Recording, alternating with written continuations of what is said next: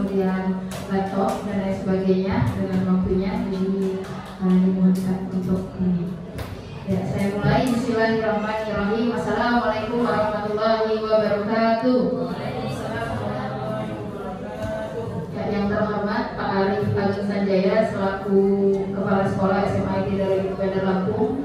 Kemudian yang terhormat manajemen, terutama di Waka Kesiswaan dan Waka Kurikulum, dan teman-teman semua rekan sejawat Dewan Guru, yang mudah-mudahan insya Allah Allah merahmati.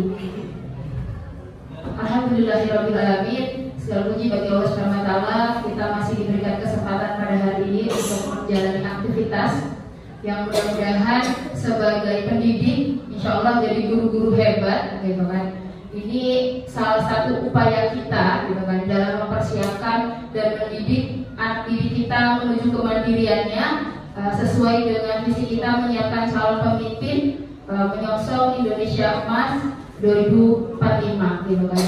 Yang mudah-mudahan Allah berkahi dan Allah jadikan jalan-jalan kita ketika ke kelas, pendampingan, kemudian pembimbingan, nasihat dan lain sebagainya kepada para murid kita, Allah catat sebagai pahala dan kebaikan, dan otomatis kebaikannya bukan untuk diri kita tapi untuk para murid kita juga. Kemudian sholawat dan salam tak lupa kita sanjung-agungkan pada Nabi Muhammad Sallallahu Alaihi Wasallam. Mudah-mudahan kita sebagai umatnya mendapatkan syafaat di akhir nanti. Amin ya rabbal alamin. Terima kasih Ustadz dan Ustazah, gitu kan. Ustadz Arif telah menyempatkan waktu dalam kegiatan ini. Jadi saya akan menyampaikan terkait diseminasi terkait memahami kebutuhan murid dengan budaya positif di sekolah. Ada beberapa ilmu yang saya dapatkan di guru penggerak, di pendidikan guru penggerak ini sudah jalan 2 bulan, dan saya rasa bahwa ilmu ini tidak cukup berhenti di saya. Bukan berarti ini ajakan untuk ikut juga iya, tapi ilmu ini sangatlah bermanfaat ketika kita menghadapi, terutama saya belajar itu dari modul 1 sampai sekarang itu sudah modul 1.1 sampai 1.4, gitu kan, terkait kesiswaan ya. Yang di sini ternyata sebenarnya kita sudah menjalani, gitu. Kita sudah menjalani aktivitas mungkin nanti di sini teman-teman akan ketemu, oh ternyata teorinya ada, gitu kan, dan ternyata kita sudah menjalani. Jadi terima kasih. Langsung pindah slide, agak padat, gitu kan, tapi insya Allah nanti akan dibuat ringkas, gitu kan, dan poin-poin yang ditekankan yang bekal kita untuk mendampingi para murid insya Allah akan lebih, yaitu disiplin positif dan nilai-nilai kebajikan universal, kemudian teori motivasi, hukuman, pelanggaran dan restitusi, keyakinan kelas, kebutuhan dasar manusia dan dunia berkualitas, restitusi 5 posisi kontrol, kemudian yang terakhir segitiga restitusi. Sebelum itu boleh lanjut, kita kesepakatan dulu buat teman-teman untuk kesepakatan pada pertemuan hari ini. Apa kesepakatannya? Kayak kesepakatan kelas, gitu. Harus seperti apa? Boleh? Ya, udah sih. Boleh minum, boleh makan. Oke, boleh minum, boleh makan, gitu. Tapi tidak terlalu disepakati atau tidak? Oh, sepakat, gitu. Tapi bukan makan siang atau sarapan bubur ya, gitu, dan makan harinya. Tapi belum ada nih kayaknya kotaknya ya. Kemudian selain boleh makan ringan dan minum. Menyimak dan mencatat hal-hal penting. Oke, menyimak dan mencatat hal-hal penting, gitu. Bisa disepakati? Bisa. Selanjutnya cukup.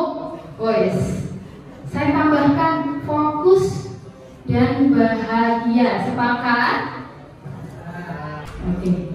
Karena kalau misalnya nggak fokus dan nggak bahagia juga disepakati. Oke, berarti kesepakatan yang pertama tadi boleh makan, boleh minum. Yang kedua tadi mencatat hal-hal penting dan nyimak otomatis. Yang ketiga fokus. Yang keempat bahagia. Oke, untuk menuju itu saya bukan mau ngerjain niatnya, kita berdiri dulu. Ustadz dan Ustazah boleh?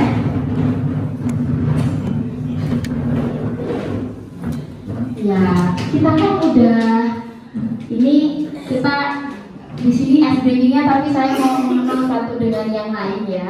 Kalau masih sudah saling kenal, silakan sekarang berpasangan. Kalau belum punya pasangan, gak usah curhat udah sih, gitu. Sama nih curhatannya nanti. Silakan berpasangan. Yang 3 berarti, oh ya, sama aja boleh. Gak apa-apa kalau ini. Ayo Naja minta bantuannya. Silakan berhadapan-hadapan, ya. Kemudian kita akan main sweet, ya. Sweetnya itu batu, kertas, gunting, ya. Tapi gitu, bukan menang-menangan siapa yang menang. Tapi kita lihat kekompakan pasangan ini siapa yang paling kompak. Ya, jadi harus sama, ya. Nanti diberikan waktu, gitu kan. Silakan kirimkan pesan telepatinya, gitu kayak Pak Sidik. Naja, pokoknya harus batu, tapi tidak diucapkan. Bisa dipahami? Teman-teman semua, oke, dari waktu 20 detik dari sekarang, belum itu ya. Oke, silakan saling berkirim pesan. Ya. Waduh, ini ibu kita agak bingung ya, batu kertas gunting ya. Ya, pikirkan. Oke. Oke, ini nggak nyoba-nyoba sebagai model kan ini kan, Pak sama habis ya kan. Oke, udah siap ya? Oke, hitungan ketiga langsung diberikan. 1, 2, 3. Loh kok ini kok 1, 2, 3? Sekali aja. Ini Pak Aris sama Pak, ini sama nggak? Enggak, ini. Oh, belum udah. Jadi, nyoba dulu. Icul sini, Cul. Jadi, tadi Pak Yuda sama Pak Aji 1 gini, ya kan tidak sama terus. Jadi berhitung, kan kita diberi waktu nih, saling memahami, boleh mengirim pesan lewat telepati, gitu kan. Terus dihitung 1, 2, 3. Nah, berarti telepati saya ke Icul ke saya nyampe seperti itu. Ya, tadi baru berhasil tidak Mas ini? Oh, berhasil penuh ancaman atau tidak itu? Oh, ada videonya. Oke, sekali lagi ya. Oke, silakan. 3, 2, 1. Sama. Oke, tepuk tangan buat kita semua ya. Ya, boleh duduk ya. Ya, itu salah satu, mudah-mudahan itu adalah ikatan ukhuwah kita ya kan. Jadi saling memahami gitu kan. Walaupun mungkin ada faktor eksternalnya gitu kan, mudah-mudahan langsung pahami. Insya Allah lanjut. Kita langsung ya. Gak bisa aja. Oke, pertanyaan pemantik. Teman-teman cukup setuju atau tidak setuju? Yang pertama, hukuman dapat mendisiplinkan anak. Setuju. Oke. Yang kedua, pemberian hukuman dengan hal positif seperti membaca atau membersihkan halaman sekolah dapat meningkatkan disiplin anak. Setuju? Setuju. Gak apa-apa, ini gak ada yang salah, gak ada yang benar kok, gitu kan. Benar semua, ini kan pendapat. Yang ketiga, memberi penghargaan dapat meningkatkan motivasi anak. Setuju. Jadi 3 itu setuju semua? Coba yang setuju angkat tangan. Nah, Bu Desi gak setuju, Bu Desi? Oh, Pak Jul, ada yang gak setuju Pak Jul? Oke, coba Pak Jul disampaikan yang poin berapa? Nomor 2 ya, membersihkan halaman sekolah. Kita lihat relevansinya dulu dengan kesalahan pelanggaran lingkungan. Jadi harus ada relevansi Dengan apa yang dilanggar. Oke, ya boleh gitu kan, benar juga gitu kan. Ya mungkin ya dia pas lagi di lapangan dan lain sebagainya. Ini pertanyaan pemantik, jadi mudah-mudahan nanti kita bisa menentukan pertanyaan ini apakah kita sudah tepat atau belum, seperti itu. Kita lanjut ya, lanjut. Oke, disiplin positif dan nilai-nilai kebajikan, lanjut Bang. Oke, perubahan paradigma teori kontrol atau teori pilihan. Ilusi guru mengontrol murid. Jadi sebenarnya teman-teman, ketika jangan sampai kita berpikiran bahwa ketika anak melakukan sesuatu itu karena perintah kita. Itu ilusi. Dan itu yang harus dihindari seorang guru. Ya. Karena posisi kontrol sesungguhnya seseorang itu adalah di dalam dirinya. Karena bisa jadi anak-anak nanti akan disiplin positif dan lain sebagainya, posisi kontrol bisa jadi mereka emang melaksanakan, gitu kan. Tapi karena faktor-faktor eksternal, gitu. Assalamualaikum warahmatullahi wabarakatuh. Oke, jadi seperti itu karena sebenarnya kontrol, ya, kontrol itu memang kebanyakan kemarin belajar itu kontrol itu penuh itu di dalam diri. Karena bisa jadi anak-anak memang melaksanakan karena faktor eksternal. Jadi kalau faktor eksternalnya tidak ada, ya mereka akan meninggalkan dengan mudah. Seperti itu, karena Bu Desi jadinya saya harus mawas diri gitu. Oh karena ini dan lain sebagainya, seperti itu. Kemudian ilusi selanjutnya bahwa kritik dan membuat orang merasa bersalah dapat menguatkan karakter. Bener nggak? Terutama di wali kelas deh. Kalau di wali kelas kan otomatis menghubungkan ketika ada ngobrol gitu kan, coba orang tuamu gimana gitu kan, sibuknya gimana, itu akan menumbuhkan kesadaran dari diri dia. Walaupun faktor eksternal bisa jadi akan muncul motivasi intrinsik dari dirinya. Kemudian ilusi bahwa semua penguatan positif efektif dan bermanfaat. Ini juga capek kita karena bisa jadi yang kita anggap baik, bahkan baik, itu tidak akan ada manfaat ketika dari anaknya sendiri tidak muncul motivasi intrinsik dari dirinya yang tadi, gitu. Maka efek atau perbuatan kita, gitu kan, untuk mendorong eksternalnya itu, gitu kan, efeknya kan, ya kayak tadi, akan tertib, akan ini kalau misalkan ada kaji, gitu kan, misalkan Pak Hafiz diawasin dan lain sebagainya, seperti itu. Kemudian ilusi bahwa orang dewasa memilih hak untuk memaksa, ya itu juga tidak bisa, apalagi anak zaman sekarang ya. Kita tahu sendiri teman-teman semua gimana anak-anak atau murid-murid kita, gitu kan, ketika dengan paksaan mungkin di depan kita mungkin wah ya dilaksanakan, tapi di luarnya mungkin akan efeknya ke buruk juga. Jadi beberapa ada 4 itu adalah sebuah ilusi yang artinya kita paham tidak terlalu ke fokus itu aja, seperti itu. Lanjut. Oke. Perubahan paradigma stimulus respon, gitu kan, stimulus respon. Kita mencoba mengubah orang agar berpandangan sama dengan kita. Teori kontrol atau pilihannya, kita berusaha memahami pandangan yang lain tentang dunia. Sama halnya gini, kalau teori ini stimulus respon, teori kontrol ini kita paham teman-teman.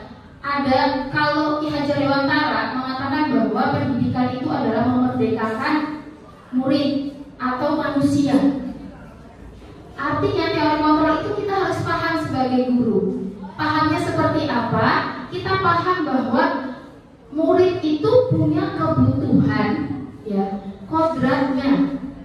Karena sebenarnya teman-teman, kodrat anak-anak itu ada kodrat alam yang dibawa dari rumah.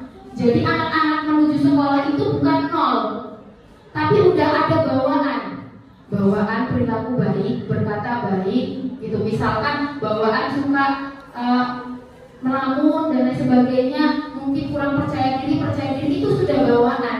Tugas kita di sini, gitu kan, menebarkan hal-hal yang positif, kemudian menyamarkan dan otomatis menghilangkan ke hal-hal yang negatif. Tapi jangan diabaikan, jangan sampai kita itu ngontrol. Anak itu ngontrol dan cuma kamu tuh harusnya seperti ini, seperti ini, tidak memahami kebutuhannya apa.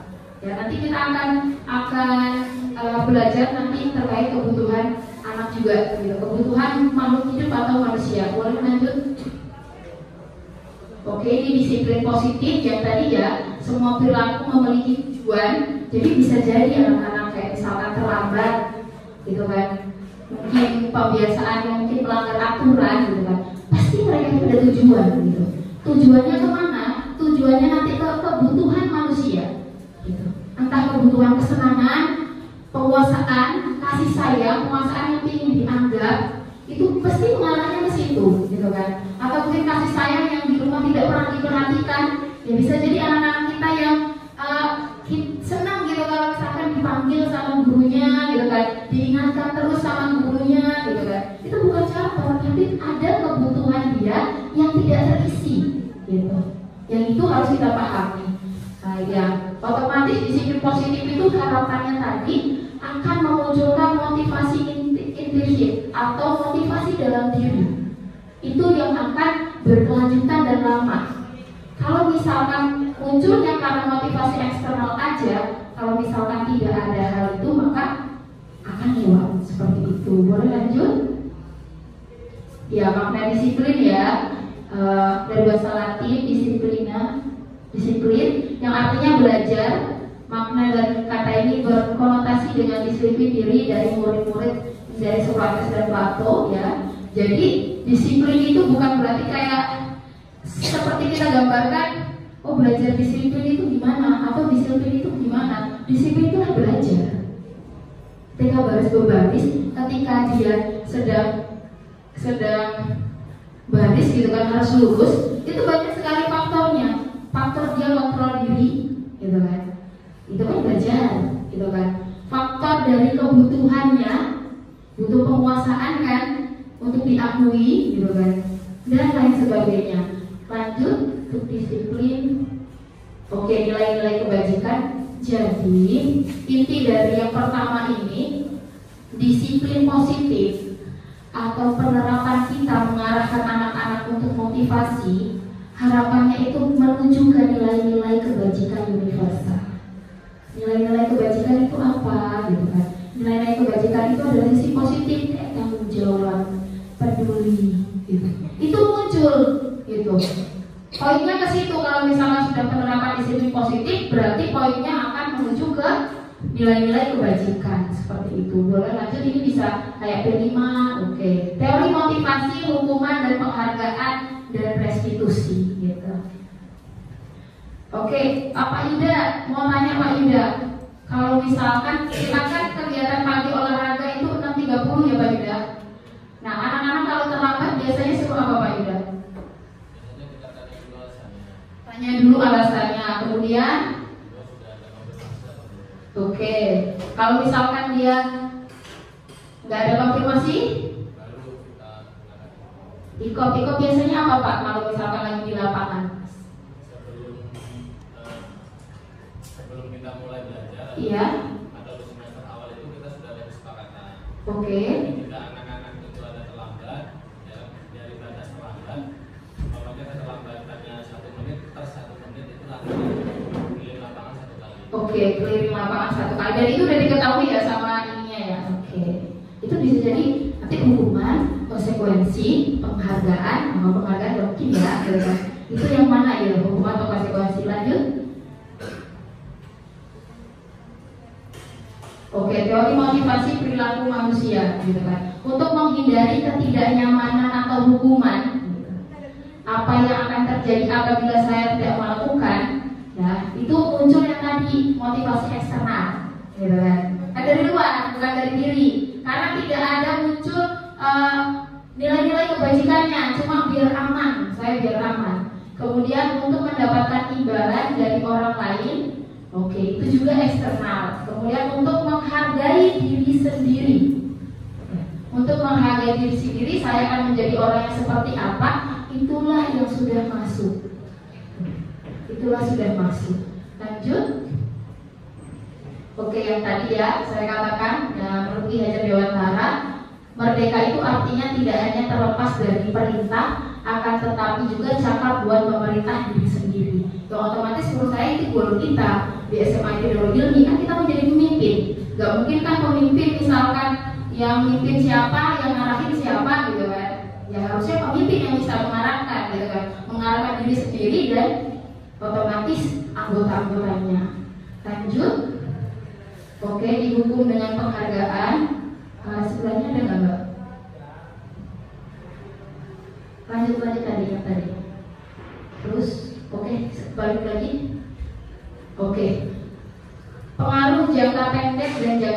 Jadi maksudnya dihukum dalam penghargaan gini. Jadi ada sebuah penelitian, ya, penelitian itu di salah satu mahasiswa kesenian gitu kan, ya, dia biasa untuk mengembangkan diri gitu kan, dia biasa mengirimkan cerita-ceritanya itu ke dalam media kayak koran dan lain sebagainya gitu, emang rutin gitu. Ternyata setelah diteliti, ketika di awal diberikan penghargaan gitu, kalau misalkan sudah target nih, misalnya satu pekan harus satu cerita gitu kan, satu cerita, ternyata setelah diteliti teman-teman yang di awalnya udah diiming-imingi sama penghargaan, kreativitasnya menurun gitu. Kreativitasnya menurun. Di sini bukan salah dari penghargaannya ya, tapi penghargaannya itu jadikan motivasi eksternal ya. Ketika belum ada penghargaan ya, meningkat terus ternyata seperti itu. Jadi kita boleh banget penghargaan kan, kalau kita dalam pembelajaran kan penghargaan bukan hanya dalam bentuk barang ya, dalam apresiasi good job gitu kan, pintar, kamu sudah bisa bergabung dan lain sebagainya. Tapi jangan dilupakan bahwa tujuan dari apresiasi itu gitu kan, itu sebagai apresiasi usaha dia dan harapannya dia akan lebih menghargai dirinya dengan meningkatkan kompetensi seperti itu. Jadi supaya penghargaan itu bukan sebagai hukuman. Nah, seperti itu. Lanjut Mbak. Ya, penghargaan mengurangi motivasi yang tadi, boleh lanjut. Oke, nah sekarang kita ya yang tadi konsekuensi dan lain sebagainya. Ya, ini ada tugas, bukan tugas, tidak guru. Ya, jadi saya jelaskan dulu. Kalau menghukum, tadi sebenarnya sudah disampaikan dengan hampir analoginya sama Pak Yuda. Kalau menghukum itu kita tidak mengkonfirmasi otomatis, kemudian kita langsung gitu kan, tidak memahami kondisi anak gitu kan, kemudian tidak ada aturan dan lain sebagainya, dan tidak sesuai yang tadi disampaikan dengan Pak Jul gitu kan.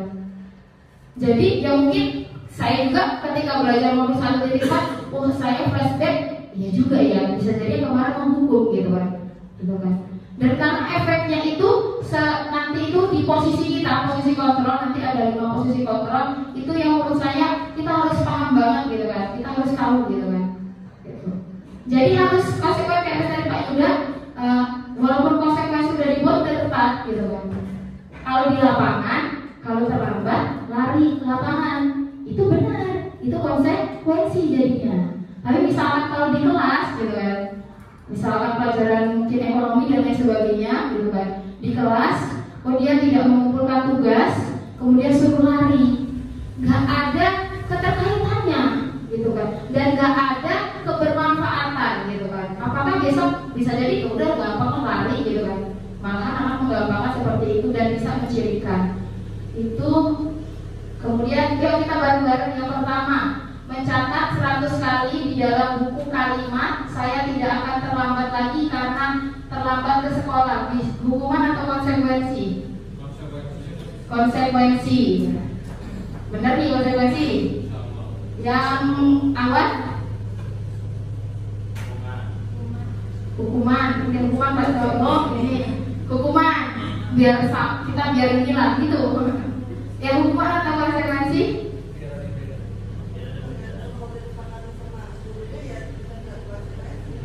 Ya ini ya hukuman atau konsekuensi? Gak ada jawaban, tergantung sih itu. Hukuman atau konsekuensi? Hukuman. Oke, yang kedua, murid diminta untuk push up 15 kali karena tidak menggunakan masker ke sekolah. Ya, terus mengganti kertas tugas teman yang telah dicoret-coret. Konsekuensi, membersihkan tumpahan air di meja tulis karena tersenggol pada saat belajar. Murid disuruh untuk tidak mengenakan sepatu seharian di sekolah karena tidak mengenakan sepatu hitam.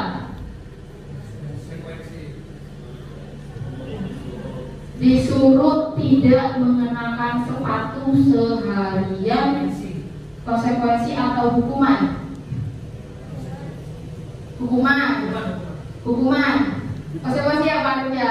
Terus lari mengelilingi lapangan basket 2 kali karena terlambat 10 menit untuk pelajaran PJOK. Konsekuensi, kita lihat jawabannya. Oke ya. Yang pertama hukuman, gitu. Karena tidak ada sangkut pautnya, gitu. Ya itu bisa jadi nanti akan jadi patokan kita juga Pak Arif untuk penyusunan, gitu kan. Walaupun apalagi kita udah SMA ya, udah mengarahkan nanti, gitu kan. Hukuman, kemudian push up tadi benar hukuman, konsekuensi hukuman tadi yang mengenai sepatu, kemudian konsekuensi. Karena hukuman ini efeknya yang luar biasa.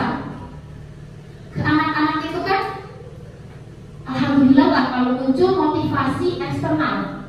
Tapi bisa jadi dimuncul di mereka itu bukan sebuah motivasi, tapi dendam, gitu kan.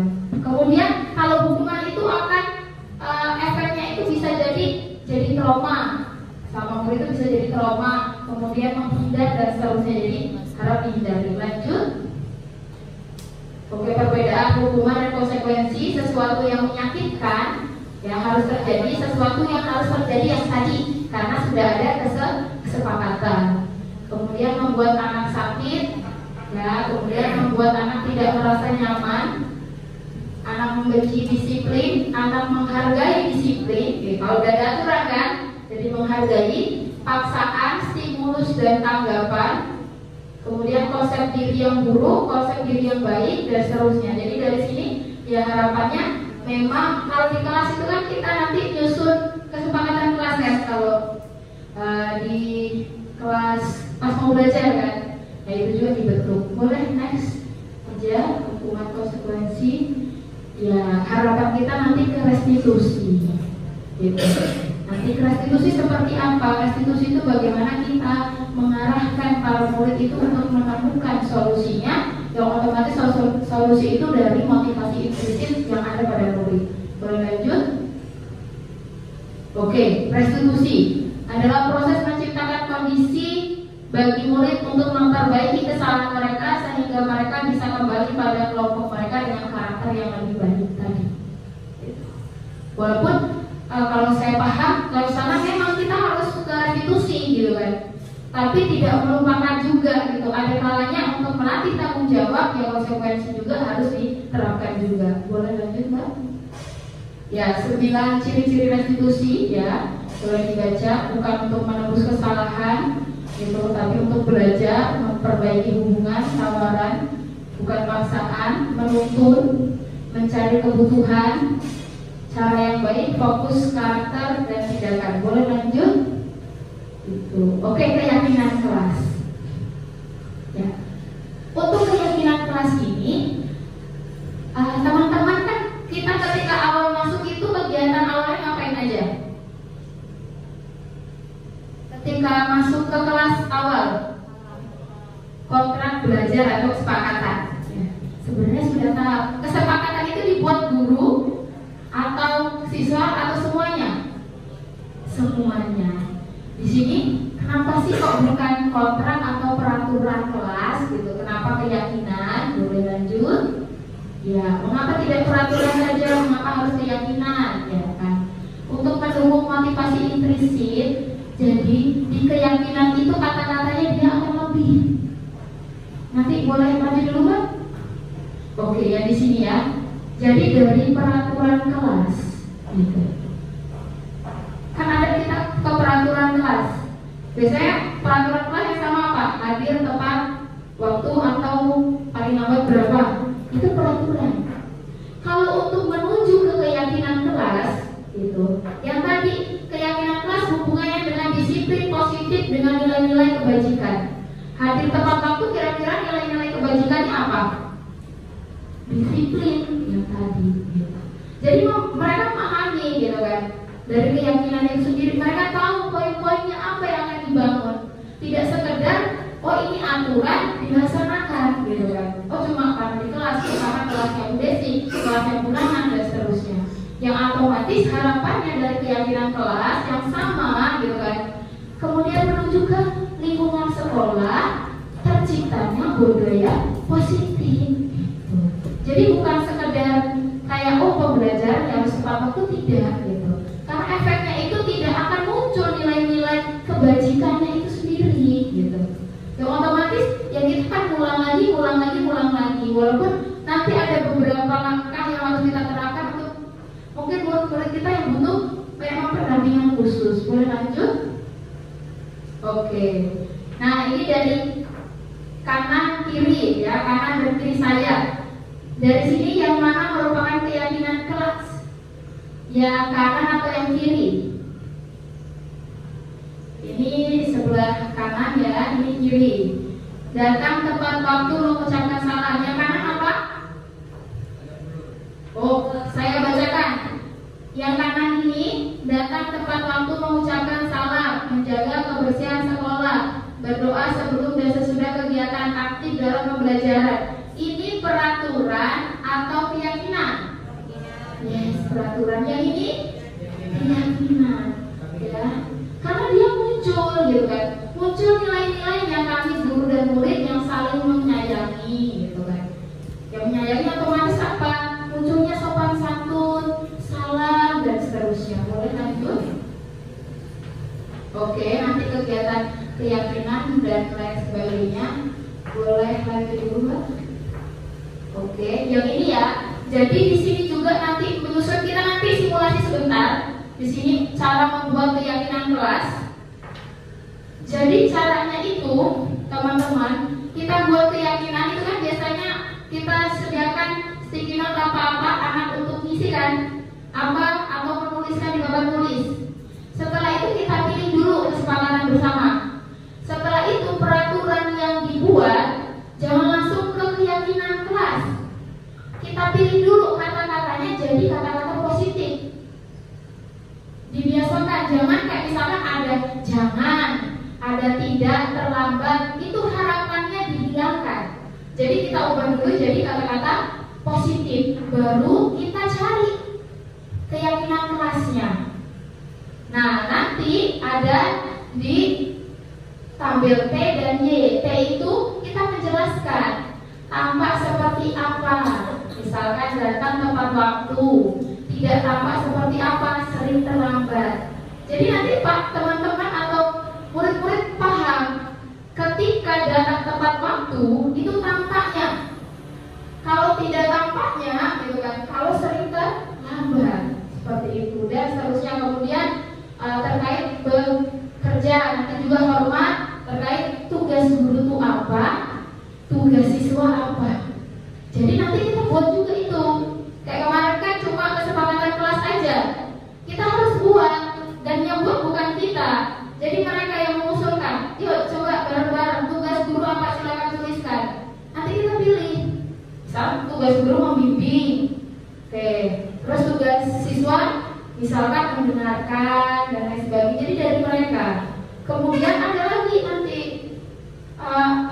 bukan tugas guru apa misalkan? Bukan tugas guru misalkan menghardik berkata kasar.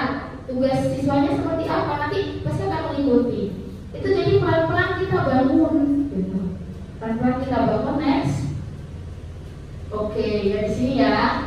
Kita bareng-bareng coba kita tentukan. Selalu kembalikan buku ke tempatnya. Nilai keyakinannya apa? Itu nilai-nilai kebajikannya atau keyakinannya apa? Mengembalikan buku ke tempatnya. Kerapihan, ada yang lain?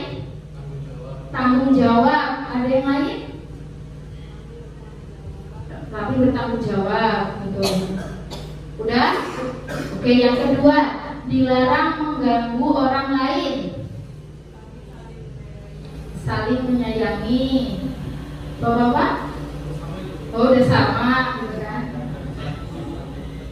Satu frekuensi udah cakep banget itu. Kemudian yang ketiga, dilarang hadir di sekolah 15 menit sebelum pembelajaran. Nilai kebajikannya? Oke, disiplin. Sama juga ini? Sama, sefrekuensi gitu. Ini pepaksaan ini mah ya. Kemudian dilarang melakukan kekerasan. kasih sayang, oke. Bergantian atau menunggu giliran, budaya mengantri tertib, ya kan? Sama. Kemudian gunakan masker, jaga imun, gitu kan? Jaga imun, tanggung jawab juga ya untuk diri sendiri dan orang lain. Jangan berlari di kelas dan koridor.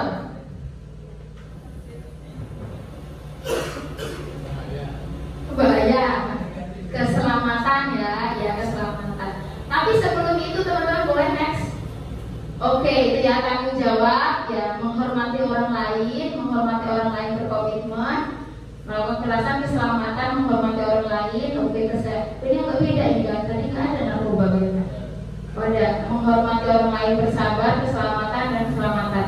Tapi teman-teman, ini yang harus dicari tadi. Tapi di sini, coba di peraturan ini ada nggak kata-kata yang masih belum positif?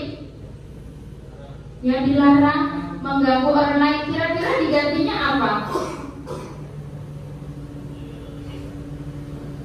Menjaga ketertiban. Tadi bisa yang keyakinan kelas yang dicontohkan tadi, saling menyayangi sesama teman. Kemudian mana lagi? Dilarang melakukan kekerasan juga ya. Ini juga harus diubah. Ini juga dilarang juga diubah. Kemudian nih, jangan berlarian gitu. Kalau jangan berlarian, diubahnya apa? Iya benar gitu. Ya, jalan, berjalanlah dengan santai di kelas atau koridor. Ya, pelan-pelan kita ubah gitu. Karena tidak, itu dalam psikologi juga ke anak, jangan lagi dilarang lagi gitu kan. Padahal kan tujuan utama kita tadi apa? Memunculkan motivasi intrinsik tadi gitu kan. Yang mereka akan bukan memahami nilai-nilai kebajikan ke keyakinan kelas gitu. Tapi yang akan mereka rasakan. Lanjut. Oke, ini kebutuhan dasar manusia dan dunia berkualitas. Boleh lanjut. Nah, kebutuhan dasar manusia. Yang pertama, kasih sayang dan rasa diterima. Kemudian penguasaan, kebebasan, kesenangan. Yang pertama adalah bertahan hidup. Jadi ada 5. Ada 5. Dan ini terkadang kalau misalnya kita sudah terlalu fokus dalam pembelajaran atau pendampingan, terkadang kita melupakan yang tadi. Yang itu yang tadi dibawa nanti ke restitusi.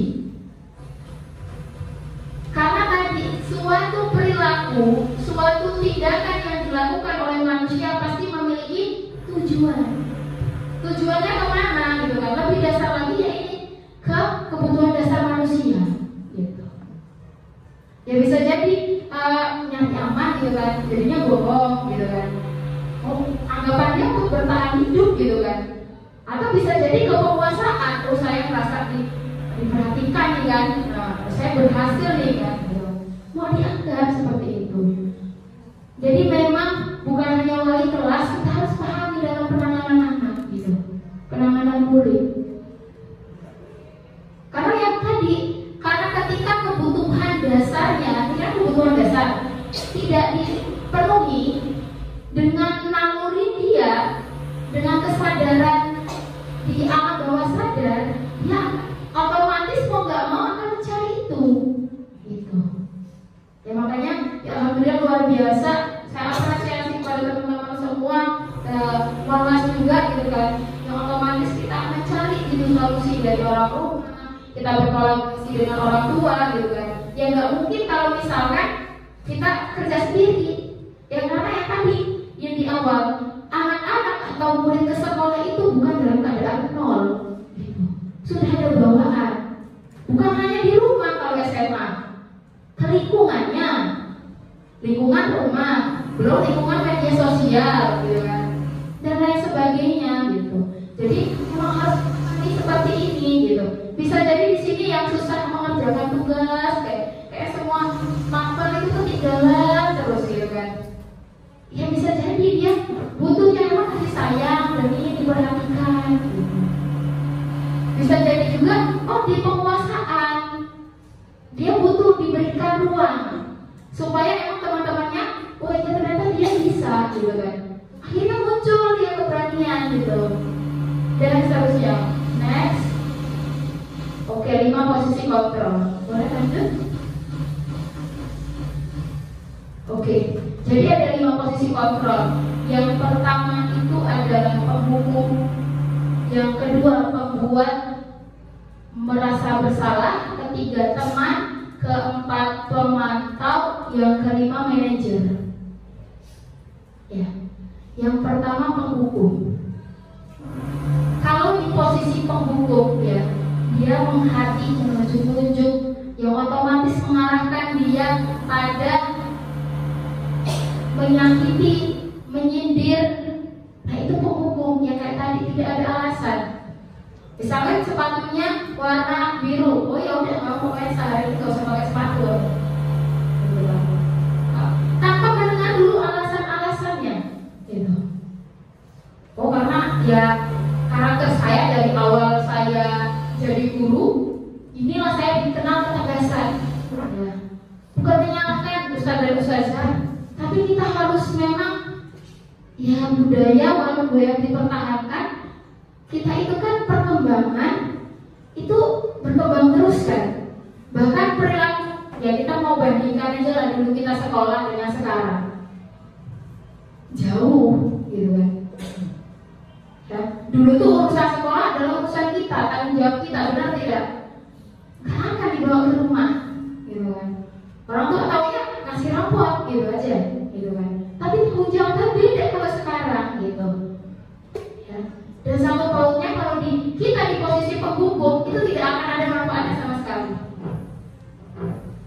Jadi langsung tiba-tiba dan lain sebagainya, tidak memikirkan kondisi, keadaan.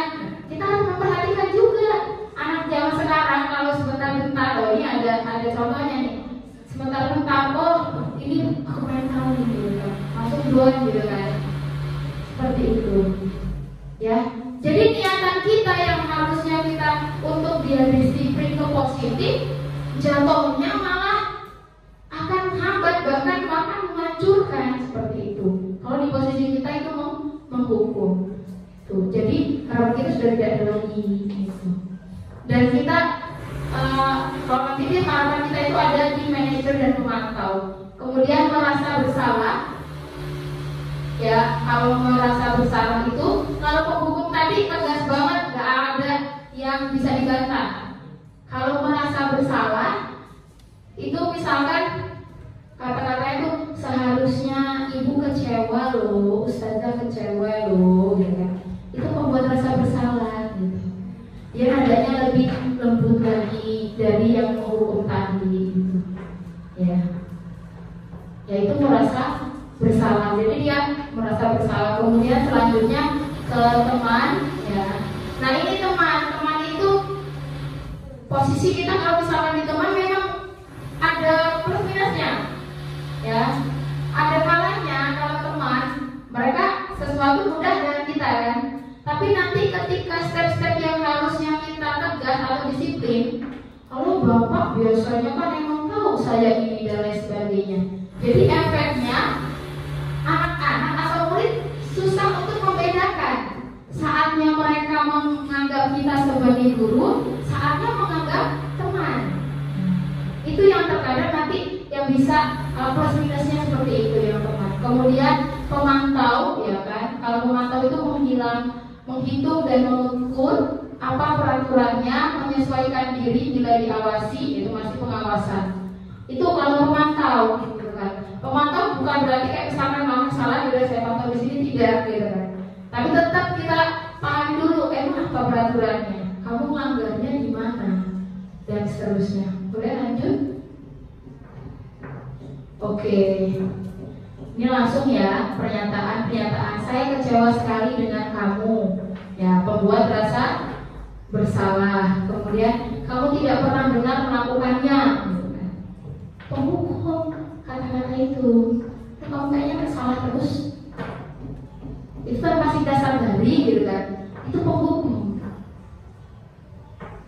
Kemudian ayolah lakukan demi menghakimi bapak atau ibu gitu kan. Udah teman nih tuh, ayolah, ya ikut main gitu kan. Ayolah sholat, nanti bosan ditegur gitu kan. Itu udah teman gitu kan. Kemudian apakah kamu mendapatkan stiker bintang hari ini? Nah, itu pemantau. Jadi ngapain dia kan lebih baik gitu. Kemudian bagaimana kamu bisa menyelesaikan masalah ini gitu.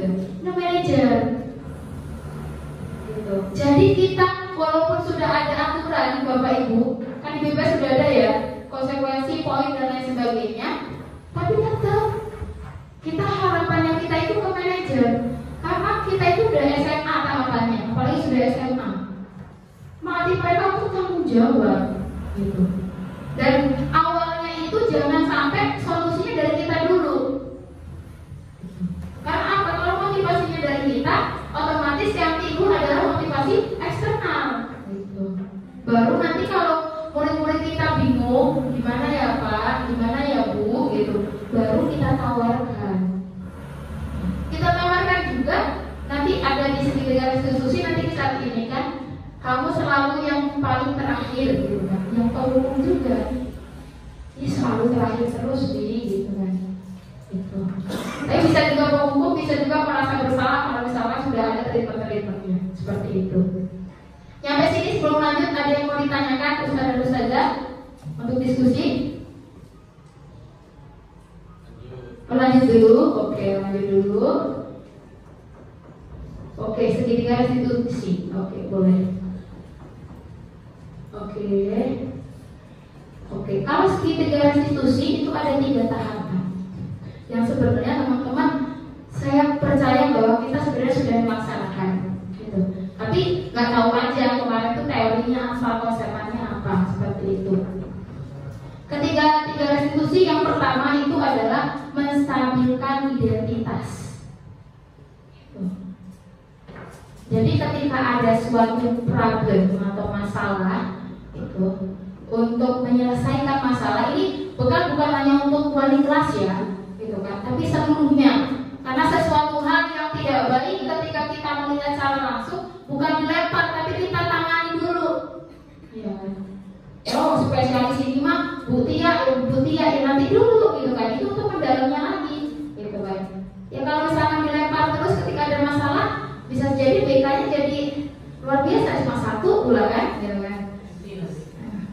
Suntik karena gawat gitu kan. Jadi memang nggak bisa gitu kan. Dan ini keterampilan ini harus dimiliki oleh seluruh gitu kan, seluruh pendidik gitu.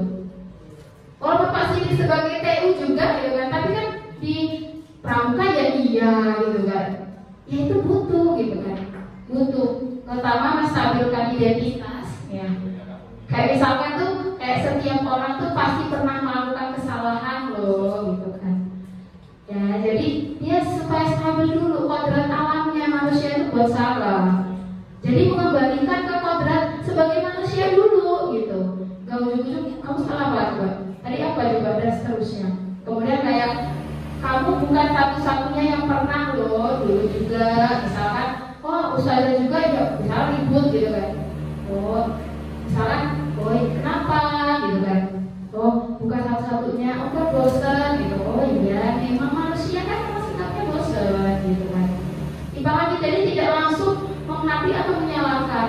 Kemudian setelah menstabilkan gitu kan. Jadi supaya dia merasa bahwa apa yang dilakukan itu memang kebiasaan atau nilai kodrat yang ada pada manusia gitu.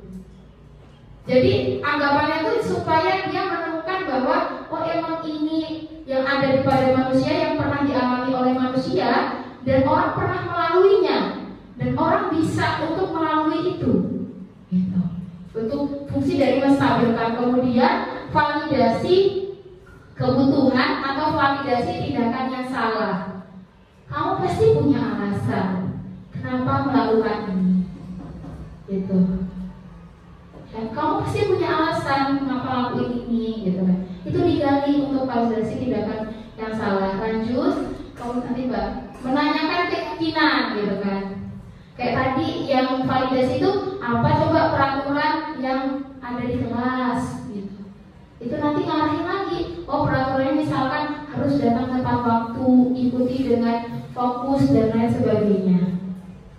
Nah itu udah bagus, nanti baru coba gimana cara penanganannya, solusi kalau dari kamu apa? Itu menanyakan keyakinan gitu. Oh solusi saya, oh berarti saya harus mempersiapkan diri ini kapan dilaksanakan. Jadi dari segi restitusi ini, penyelesaiannya ini ya, dilaksanakan tidak ngambang. Walaupun bahasanya seperti itu tidak ngambang, tapi kita paham kamu kira-kira dapat melaksanakannya kapan, lanjutnya dan seterusnya. Boleh lanjut? Oke, untuk membuat anak. Oke, ini yang tadi ya, berbuat salah itu hal manusiawi yang tadi yang menstabilkan identitas. Lanjut lagi, validasi kebutuhan. Kamu bisa saja melakukan hal yang lebih buruk, kayak misalkan gitu, itu validasi ketindakan gitu kan. Tapi kamu tidak melakukan, kamu pasti punya alasan.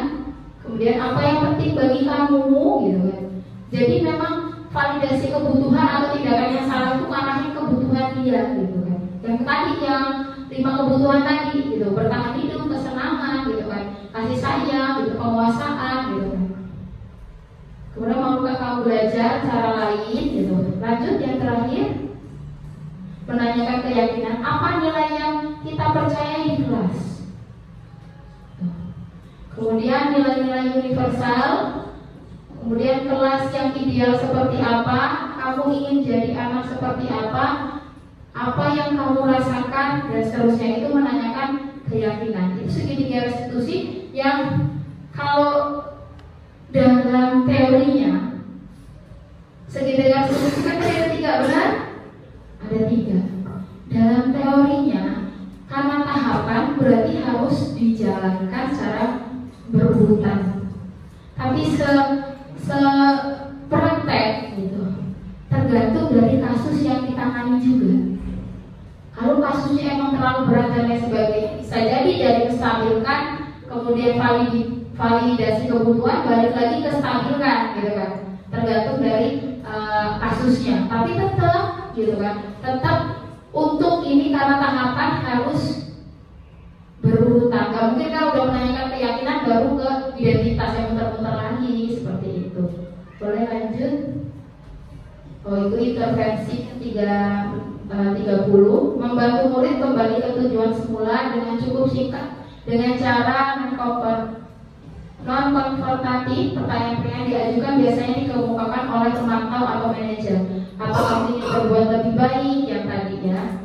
Kemudian apakah saat ini kamu sudah menjadi orang yang sudah kamu inginkan, seperti tadi, seperti itu. Walaupun mungkin bahasanya kita nggak seformal ini gitu kan, jadinya kayak praktek bahasa Indonesia yang baik dan benar gitu kan. Dan anak-anak mungkin nggak mudeng gitu kan apa yang disampaikan. Oke, lanjut lagi. Oke, sebelum balik, insya Allah itu penyampaiannya. Jadi kita coba review dulu. Yang pertama disiplin positif, ya kan? Disiplin positif itu akan menciptakan apa tadi? Nilai-nilai kebajikan. Kemudian ada 5 kebutuhan dasar, apa aja tadi? Yang pertama kasih sayang, kesenangan, penguasaan, kebutuhan hidup. Satu lagi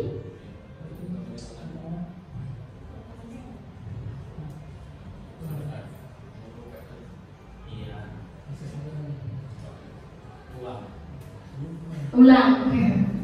Oke, lanjut. Apa 5 posisi kontrol? Posisi kontrol tadi apa?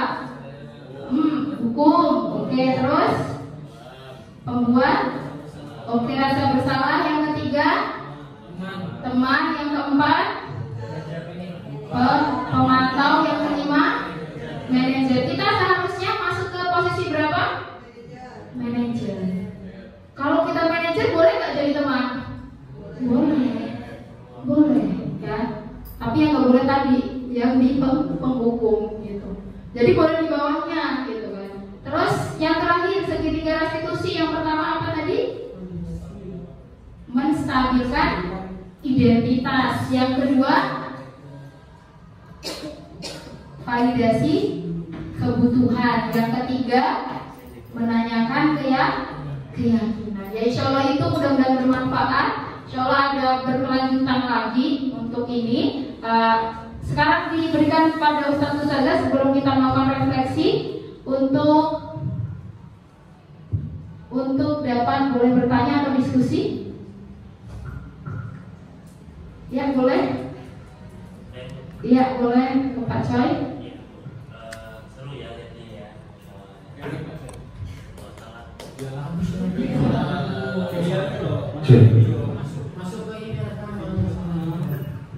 Halo. Oke, baik. Masya Allah ya. Kalau dari materi yang dipaparkan ini keren ya. Kalau bisa diterapin 100% dan semua guru bisa terapin itu keren. Ya. Tapi ya saya belum ini sih. Nggak tahu belum nyari juga. Ketika sudah diterapkan materi ini, gitu kan?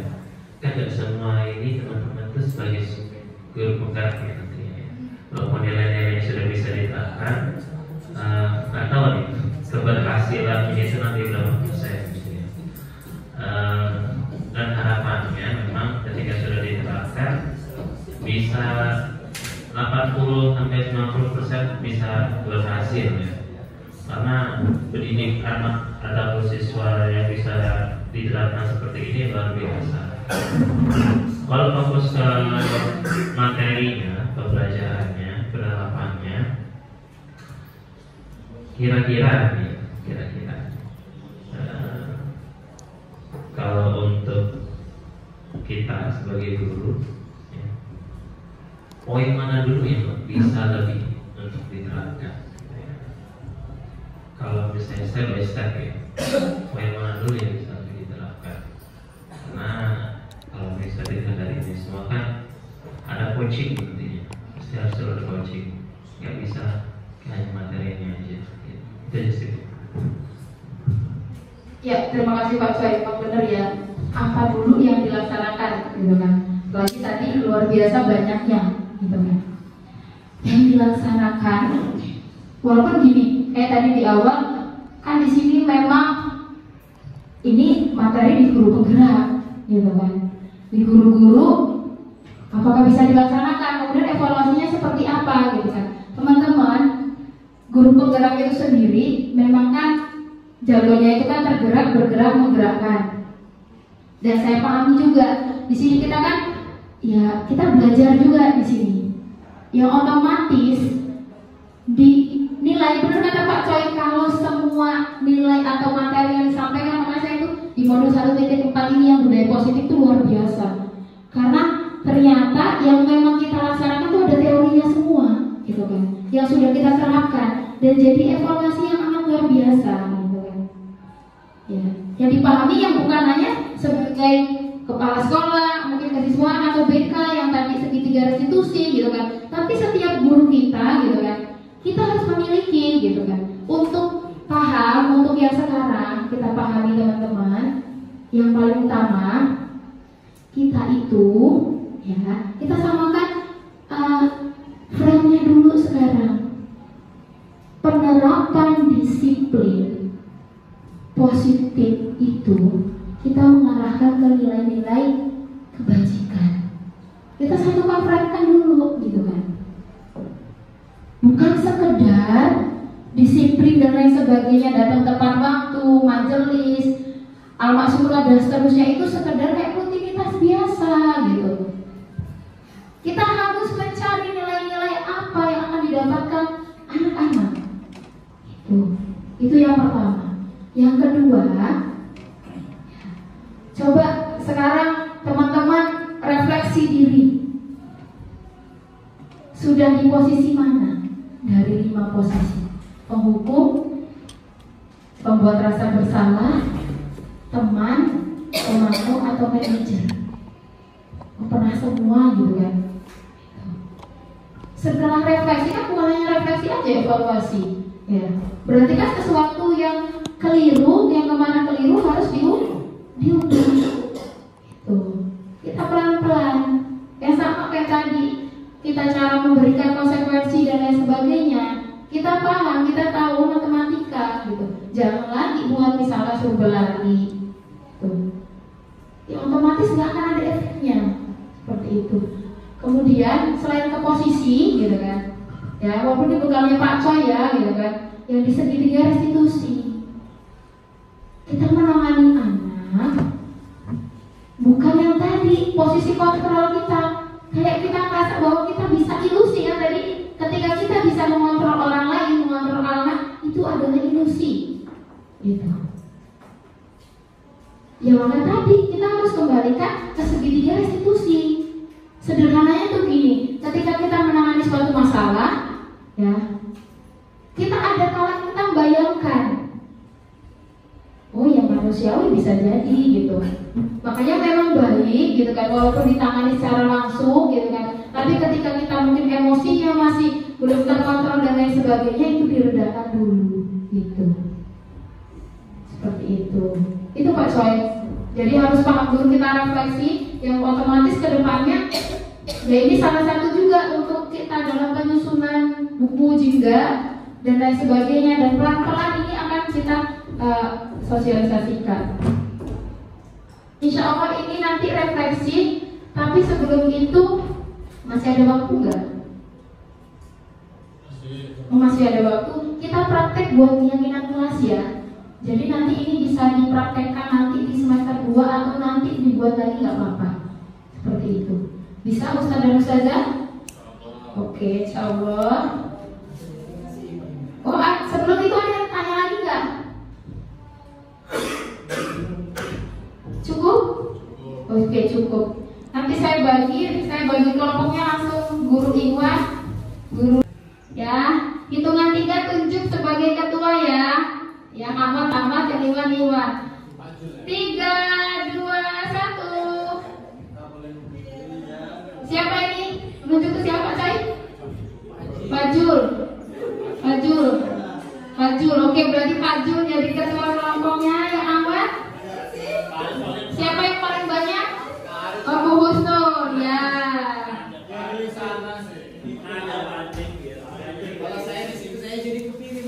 Oke. Sekarang, nah langkah-langkahnya gitu. Yang jadi ketua kelas itu berpura-pura jadi guru. Nah, yang lainnya berarti jadi murid. Ya. Sama harus membuat rasa nyaman. Kemudian udah praktek untuk membuat keyakinan kelas. Tadi dimulai dari apa yang pertama? Buat peraturan. Bisa jadi kayak misalnya nih, silakan buat peraturan kelas gitu. Atau biar gampang saya aja ya pura-pura jadi gurunya ya, gitu kan. Ya, jadi langsung praktek masing-masing ya. Ya, bismillahirrahmanirrahim. Assalamualaikum warahmatullahi wabarakatuh. Sehat, murid-murid sekalian. Ya, alhamdulillah. Semangat. Oh, insya Allah semangat. Gitu kan. Apa cuma apa semangat? Oh, semangat gitu kan. Yang Iwan semangat? Oke, semangat ya. Nah, hari ini kita pertemuan pertama ya. Kita akan membuat keyakinan kelas ya. Kita ubah ya. Bukan lagi kesepakatan kelas, tapi buat keyakinan. Silahkan ya. Masing-masing dibagi stikimatnya. Masing-masing dapat 2. Silahkan tuliskan peraturan akan dibuat di kelas, masing-masing 1 ya, boleh. Kemudian ditempelkan. Ada yang menulis jadi notulensi peraturan kelas, seperti itu. Peraturan kelas boleh pakai spidol atau apa ya, boleh satu aja nggak apa-apa untuk menyingkat waktu. Kalau udah ditulis, ada yang nulis di sini Pak. Pak lagi. Nah, peraturan kelas. Peraturan dulu kan dimulainya dari peraturan. Ya, silakan. Tuh kan. Nggak boleh lucu. Nggak boleh saya dulu ya, tulis. Sekarang defek saya hilang. Ya, silakan ditulis. Nggak kena nggak sih? Nyala aja ya kena. Oke, yang masalah, wah, lucu sekali. Itu punya saya, Bu. Oh,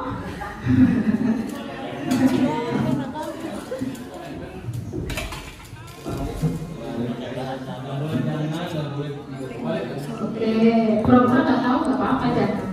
Kan tadi udah belajar, Bu. Oh, udah belajar, keren. Tidak boleh aja deh. Oke, sudah ya. Nah, dari peraturan-peraturan tadi, coba dicek sudah menggunakan kata-kata positif belum? Oke, kalau ada kata tidak atau kata jangan itu diubah dulu jadi kata-kata positif. Ya. Tidak boleh. Nah, ini diubah dulu berarti. Diubah di bawahnya aja, ditulis di bawahnya. Apa? Sengaja biar ini. Kan saya macet. Coba tidak boleh buat ribut. Nah, ini diubah dulu. Diubah di bawahnya, boleh. Ya.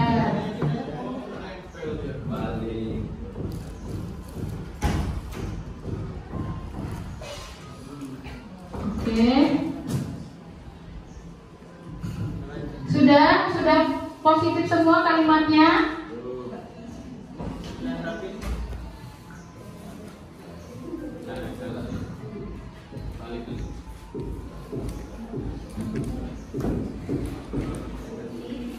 Nakal-nakal aja.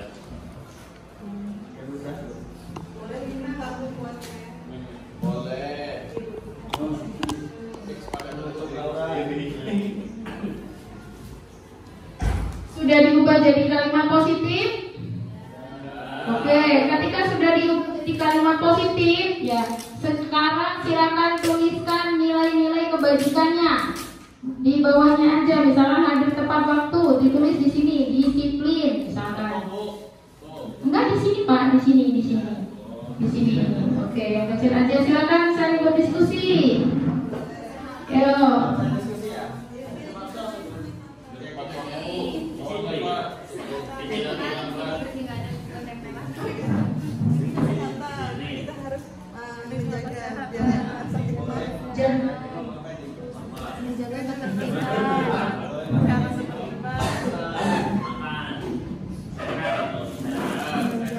Ya boleh makanan ya, ini kesehatan.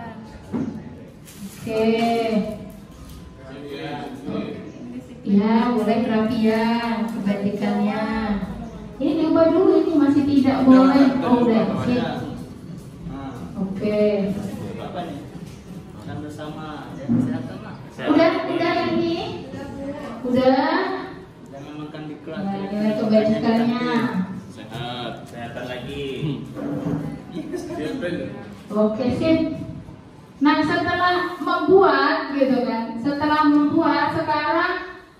buat tampak seperti apa dan tidak tampak seperti apa dari peraturan yang positif dibuat dengan tabel T. Nah, spidol mana ya spidol? Ada spidol di situ.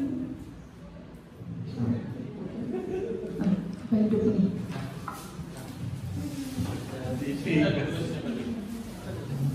Jarak Mbak? Ya. Aduh. Nah, tabel T kayak gini. Ini tampak seperti ini, tidak tampak seperti.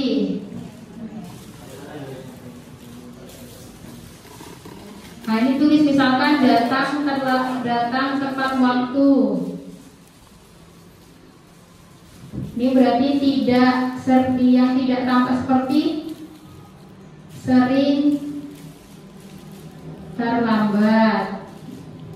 Dibuat 3 aja dari aturan yang dibuat. Ini kan sebagai contoh. Itu namanya tabel T. Tabel T ya silahkan dibuat walaupun cuma 2 atau 3 aturan saja. Kayak misalkan yang tadi ada tepat waktu, yang ini boleh makan dan minum. Oke, tidak tampak seperti misalkan makan bakso, nasi goreng, nah itu kan tidak tampak seperti itu, gitu kan. Jadi yang itu yang membatasi, gitu kan, yang tidak membolehkan. Bawahnya boleh atau yang di sebelah sini juga boleh, ya, itu di bawahnya. Boleh pakai sticky note, boleh. Di atasnya aja, dihapus aja di atasnya nggak apa-apa. Yang itu dihapus saja. Tampak seperti, tidak tampak seperti.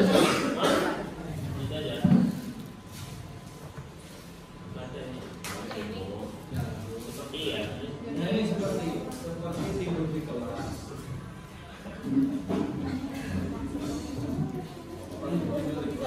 Berkata baik, tidak seperti diam. Berkata baik, kalau nggak diam, ya. Tidak seperti ngomong. Kalau diam itu berarti masih tampak seperti itu baik. Yang tidak tampak seperti itu lawannya.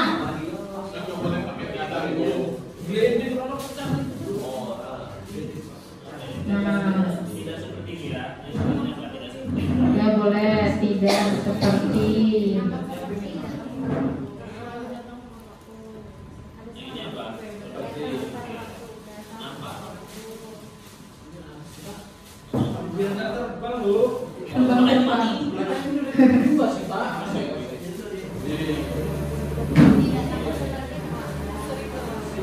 Sering terlambat.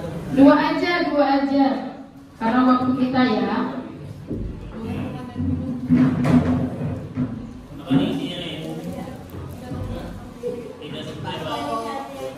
Tidak tampak seperti misalkan makan dan minum seperti di warung gitu kan.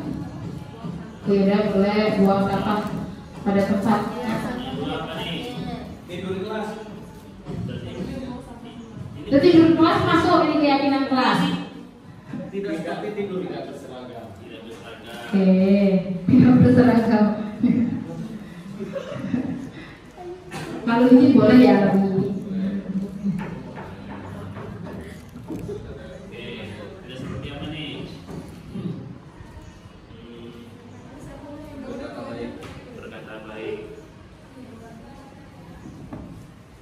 Berkata buruk.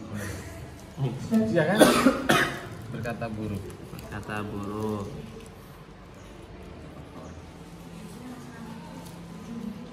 Boleh berarti ngomong buruk. 3. Apa nih? Berkata baik juga. Berarti berkata baik. Baik. Itu yang sini. Aku nggak ngerti kalau kalian.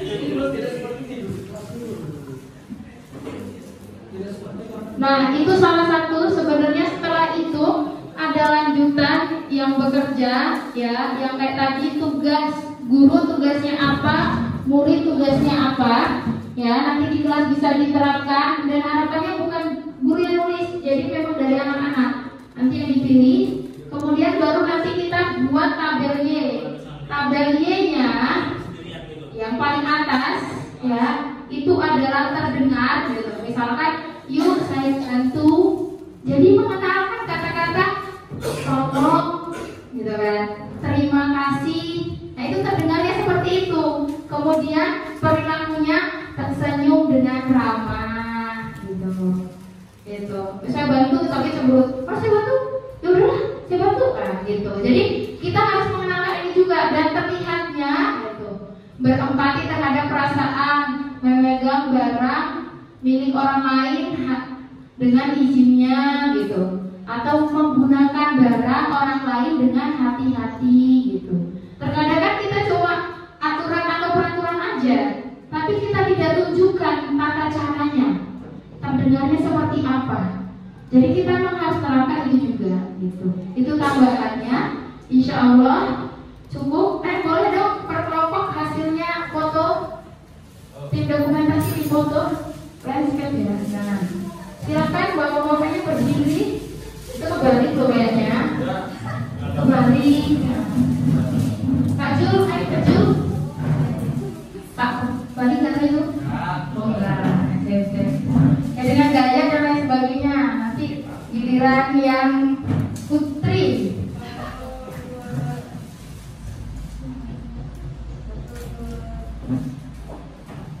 Oke, yang guru biru Anwar. Senyum ya, dan sebagainya. Alhamdulillah.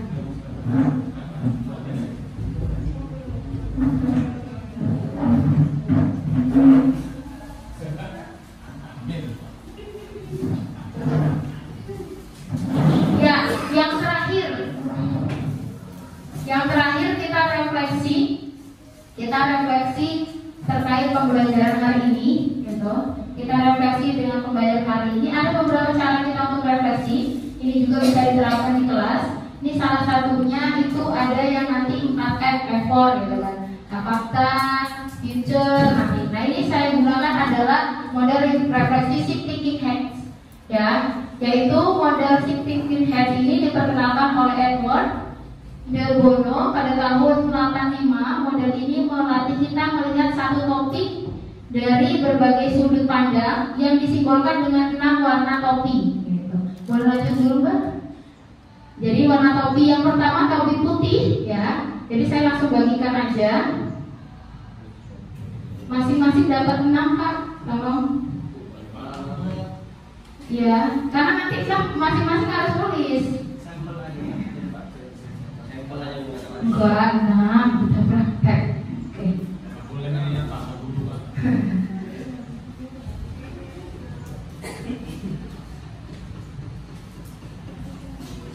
Jangan langsung dibuka, nanti susah nempel. Dihitung 6, set, gitu. Udah lelah nih kayaknya ya. Yang putih ya, untuk yang pertama silahkan tuliskan informasi sebanyak-banyaknya pengalaman yang terjadi hari ini atau ilmu-ilmu yang didapatkan hari ini, silahkan dituliskan. Yuk, diberi waktu 30 detik. Masih kurang ya? Lebih nggak? Oke, ada lebihnya?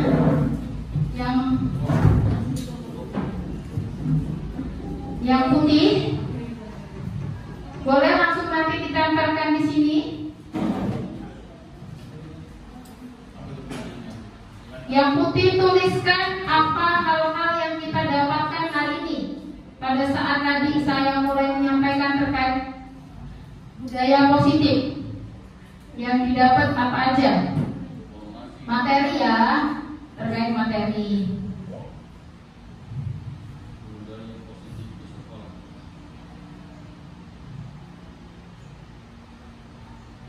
Sudah? Nempelnya nanti sekalian aja ya, biar ini sekali jalan. Kemudian yang kedua, itu untuk yang topi merah, gitu kan. Gambarkan perasaan Bapak Ibu. Ya, perasaannya kayak mau bersyukur dapat ini, saya jadi refleksi dan sebagainya. Gambarkan perasaannya.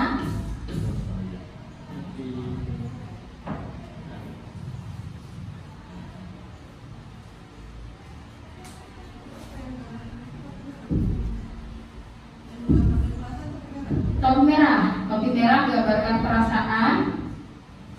Kemudian yang ketiga, yang topi kuning, yang ketiga, tuliskan hal-hal positif yang didapat. Hal-hal positif yang didapatkan.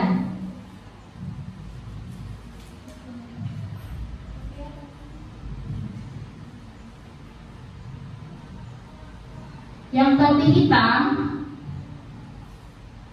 tuliskan kendala atau hambatan yang sedang dibahas yang tadi, kira-kira dalam penerapan dan lain sebagainya. Di dalam diri boleh, ke lingkungan boleh, apa hambatannya?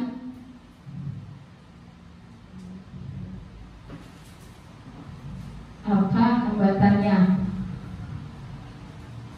Yang topi hitam udah belum? Oke, belum. Kemudian yang topi hijau, jabarkan ide-ide kreatifnya seperti apa setelah mendapatkan materi ini.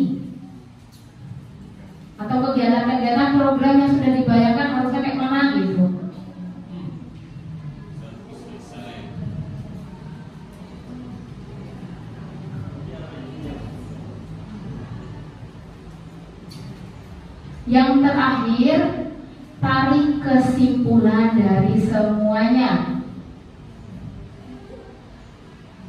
Dari kelima aspek tadi. Apa kesimpulannya? Oke, dari disiplin positif, kemudian dari ilmu yang didapat, kemudian dari perasaan dan lain sebagainya, tarik kesimpulan. Kalau sudah, ustaz dan ustazah silakan maju ke depan, ditempelkan sesuai dengan topinya masing-masing.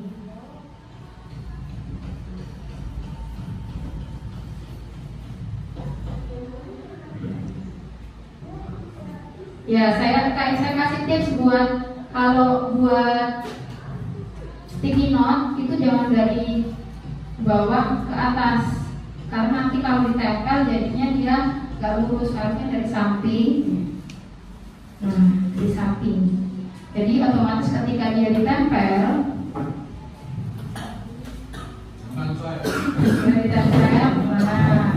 dia jadinya nggak melengkung seperti itu. Sesuai topinya ya. Oke, bapak-bapak dulu, baru nanti ibu-ibu.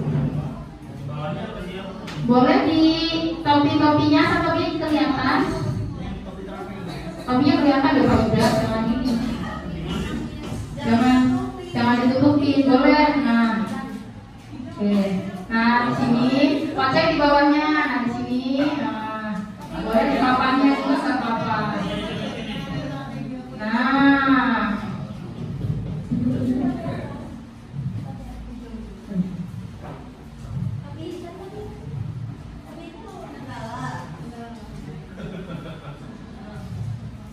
Topi hitam kendala atau masalah. Makanya disiplin.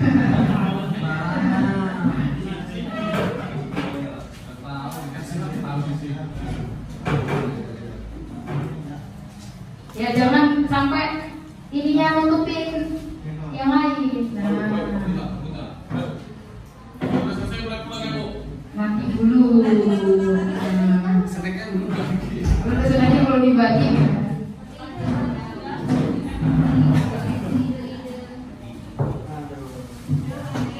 Yuk gantian.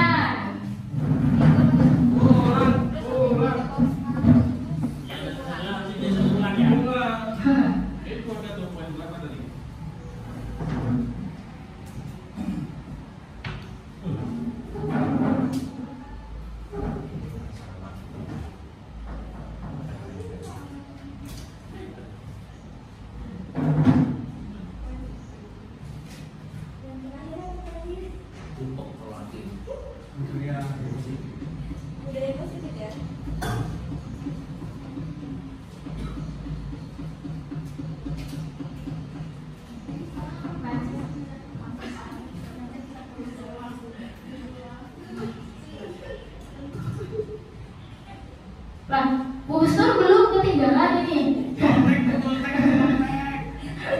Gak ada dicontekin ini, sendiri tinggal.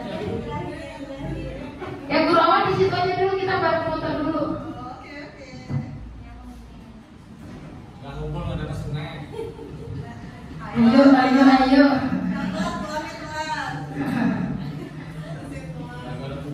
Jadi lama pulangnya nih. Ayo beri support Pak Busur dan bukan buru-buru. Perlu dibantu?